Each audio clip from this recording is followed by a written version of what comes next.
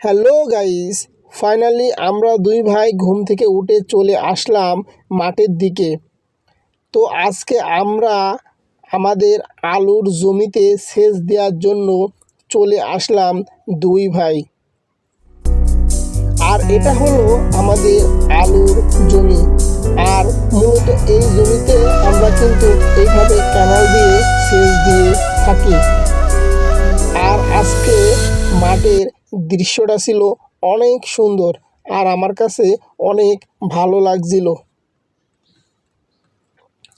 আমি ওকে বললাম আলু গাছের নিচেই কেমন আলু নামছে, আমরা একটু ঘুরে ঘুরে দেখি।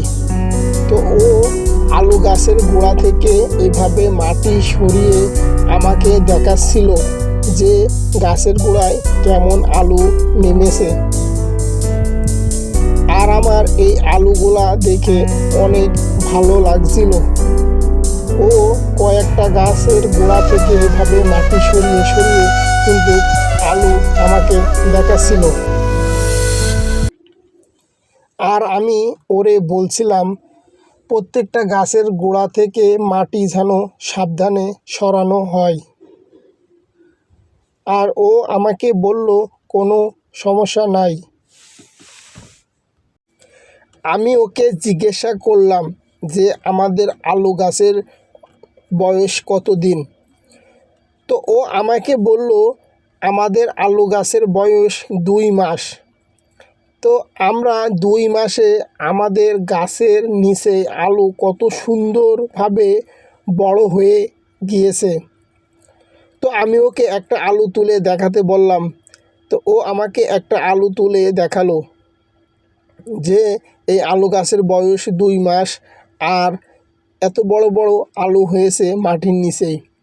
আমি ওরে মানা করলাম যে আর আলু তোলা দরকার নেই, কিন্তু ও আমার কথা কিছুতেই শুনছিল না। ও এর আগে কিন্তু এভাবে গাছের গোড়া থেকে মাটি সরিয়ে আলু দেখিনি। আমি ওকে বলার পরে তারপরে ও গাছের গোড়া থেকে মাটি সরিয়ে এইভাবেই আলুগুলো আমাকে দেখাচ্ছিল, আর ও নিজেও দেখছিল। তারপরে ও চলে গেল মেশিনের কাছে।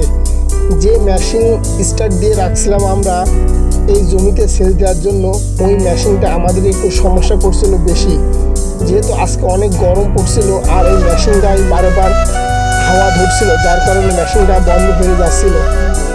তো আমি ওকে বললাম মেশিনটা ভালোভাবে কাদা দিয়ে এঁটে দেওয়ার জন্য।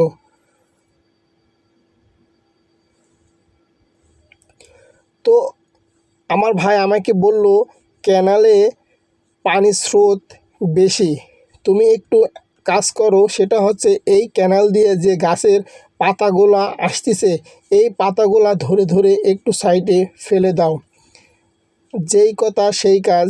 আমি ওর কথা শুনে এভাবে 2 হাত দিয়ে গাছের পাতাগুলা ধরে ধরে এক সাইডে ফেলে দিচ্ছিলাম। আমারও কিন্তু ভালো লাগছিল। এইভাবে গাছের পাতাগুলা ভেসে আসছিল আর আমি মাছ ধরার মতো করে ওই পাতাগুলা ধরে ধরে এক সাইডে ফেলে দিচ্ছিলাম। সো গাইস, একটা জিনিস কি, আমরা যারা কৃষি কাজ করি, কৃষি কাজ কিন্তু অনেক কষ্টের কাজ। রোদে উঠতে হয়, কৃষিকাজ যারা করে তাদেরকে অনেক কষ্ট পরিশ্রম করতে হয়। কষ্ট পরিশ্রম না করলে কিন্তু এভাবে কাজ করা যায় না। তো আমি কোদালটা নিয়ে মাটির নিচ থেকে মাটি খুঁড়ে খুঁড়ে এক সাইডে ফেলে দিচ্ছিলাম। আর আমার এই কাজ করতে করতে একটু খারাপ লাগছিল। সেটা হলো আজকে রোদ ছিল অনেক বেশি, যার কারণে এই কাজটা করতে আমার অনেক কষ্ট হয়ে যাচ্ছিল। তারপরেও কি করব, যত দ্রুত আমরা আলুর জমিতে সেচ দিয়ে বাড়ি ফিরে যেতে পারি, সেজন্য আমিও দ্রুত আমার ভাইয়ের সাথে কাজে লেগে পড়লাম।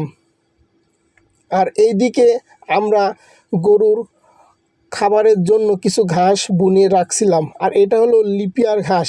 আর এই ঘাসটা অনেক ভালো, যেহেতু এই ঘাসটা মাসখানেক আগ ধরে কাটতে কাটতে এখন কিন্তু ছোট হয়ে গিয়েছে।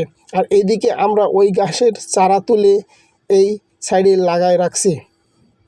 আর বাড়ি ফেরার সময় এইখান থেকে কিছু ছাগল গরুর জন্য ঘাস কেটে নিয়ে চলে যাব। তো আমি আমার ভাইকে বললাম আর কাজ করার দরকার নেই, বাকি কাজটা আমরা কালকে করে দিব।